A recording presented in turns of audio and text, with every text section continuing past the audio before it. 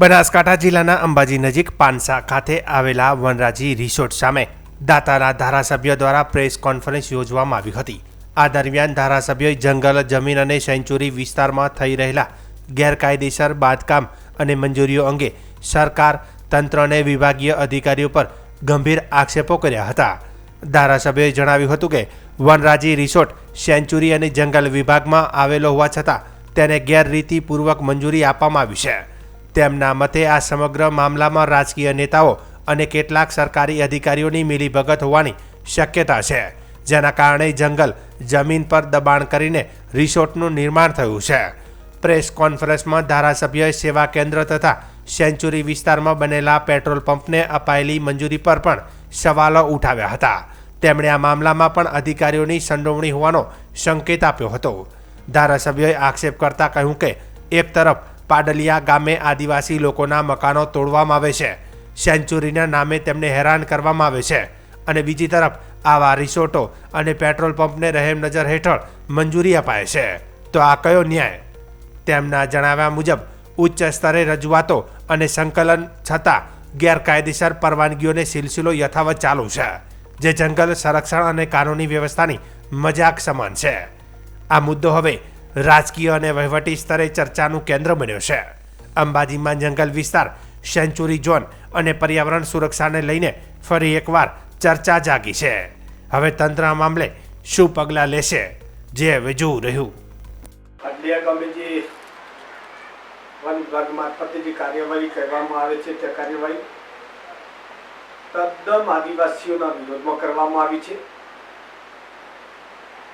કરતા તની રેમ નજર હેઠળ કરવામાં આવી છે। અમીરગઢ હોય, દોતા હોય, હરાદ હોય, તો ખેરબંબા હોય કે પોશીના હોય, જ્યાં જ્યાં આદિવાસીઓ વસે છે અને વર્ષોથી પેઢીઓથી જે આદિવાસીઓ રહે છે એમના ઉપર અત્યાચાર ગુજારવામાં આવે, ત્રાસ આપીને અત્યાચાર ગુજારવામાં આવે છે। પણ અહીંયા અંબાજીની કોરે મોરે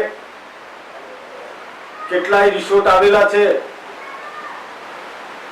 ઘણી વખતે સરકારમાં રજૂઆતો કરવામાં છતાંય, સંકલનમાં રજૂઆત કરવા છતાંય પણ કોઈ જાતનું કરતા હડતાલનો સરકાર અને વહીવટી તંત્રનું પેટનું પાણી હલતું નથી। પણ બહુ લાંબા ટાઈમથી અહીંયા દોતા તાલુકાના પંચા ગામે વનરાજ રિસોર્ટ આવેલો છે, તદ્દન બિનકાયદેસર આવેલું છે। ત્યાં સમસુરી છે, એ કાયદો એમને લાગુ નથી પડતો, પણ આદિવાસીઓ જે જગ્યા વસે છે, કાયમી માટે વર્ષોથી પેઢીઓથી વસે છે, એ સરકારને ને વહીવટી તંત્રના પેટમાં એટલું બધું દુખે છે કે આદિવાસીઓ અહીંયા રહેવા જ ના જોઈએ। આદિવાસીઓની જે જમીન છે પડાઈને લઈ લેવી જોઈએ। દાખલો એટલા માટે આપું છું, વનરાજ રિસોર્ટ બિનકાયદેસર, બાજુની અંદર એના બાજુમાં તાજેતરમાં પેટ્રોલ પંપ બનાવ્યો, વન વિભાગના અધિકારીઓનો પાર્ટનરમાં, તો સરકારી વન વિભાગના અધિકારી સરકારી નોકરી કરે છે અને વધારાનું અહીંયા બેઠે એમના પોતાના ધંધા રોજગાર ખોલવાના, એમને કાયદો લાગુ નહીં પડતો। એના જ બાજુમાં બીજા પણ એ વ્યક્તિઓ આવ્યા છે આદિવાસીઓના સેવા કરવા માટે। એનું નામ આપ્યું છે શિવ શક્તિ સેવા કેન્દ્ર। એ શિવ શક્તિ સેવા કેન્દ્ર કેના નામે છે? કેટલા આઈએસ અધિકારીઓનો ફંડ છે, કેટલા નેતાઓનો અંદર ફંડ છે, પણ બનાસકાંઠાની જનતા જાણવા માંગે છે કે આ શિવ શક્તિ સેવા કેન્દ્ર તમે કેની સેવા કરવા માટે અહીં આવ્યા છો અને કેવી સેવા કરવા માટે આવ્યા છો, એ જનતા જાણવા માંગે છે। મારો સીધો જ પ્રશ્ન છે કે આઈએસ અધિકારીઓ હોય, અંબાજીની કોરે મોરે આ સ્થાનિક અધિકારીઓ સિવાય તટસ્થ અધિકારીઓ મારફતે સમિતિની રચના કરવી જોઈએ કે અહીંયા આદિવાસીઓના વિસ્તારની અંદર કેટલા આઈએસ અધિકારીઓ આ વિસ્તારના આદિવાસીઓને ત્રાસ ગુજારીને જમીનો લેવામાં આવી છે। આ વિસ્તારથી વર્ષોથી રહેતા આદિવાસીઓને કેટલા મોટો માથો પોતે પણ અહીંયા જમીન લેવા માટે બેઠા છે ને મને એ ખબર છે કે ગુજરાત સરકારના મોટા માથાઓને કઈ કઈ જમીન ઉપર નજર ફાટેલી છે ને એ સ્થાનિક ધારાસભ્ય તરીકે મને ખબર છે.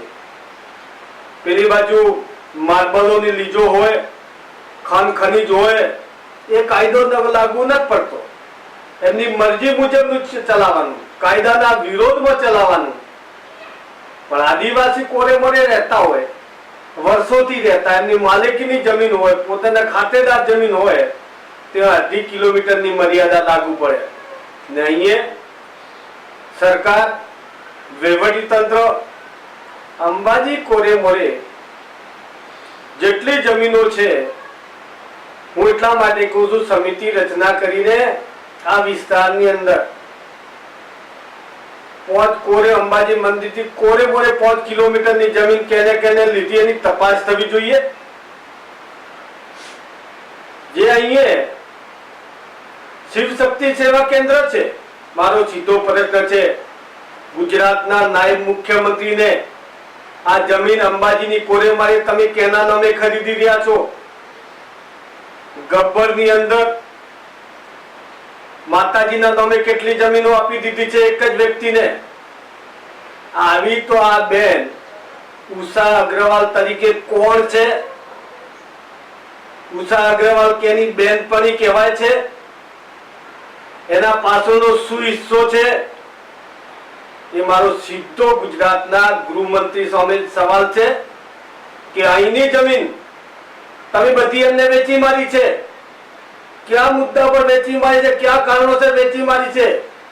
ગુજરાતની જનતા પણ જાણવા માંગે છે ને સ્થાનિક ધારાસભ્ય તરીકે હું સવાલ કરી રહ્યો છું કે બનાસકાંઠાની જનતા જાણવા માંગે છે કે ઉષા અગ્રવાલ કોણ છે, કઈ રીતે શું કરવા માંગો છો, કેમ આપી છે, એનો સવાલ તાજેતરમાં ચાલી રહ્યો છે. તો શિવ શક્તિ સેવા કેન્દ્રનો તપાસ થવો જોઈએ, આ વનરાજ રિસોર્ટનો તપાસ થવો જોઈએ, પેટ્રોલ પંપનો થવો જોઈએ, માર્બલનો થવો જોઈએ, ખાણ ખનીજનો થવો જોઈએ.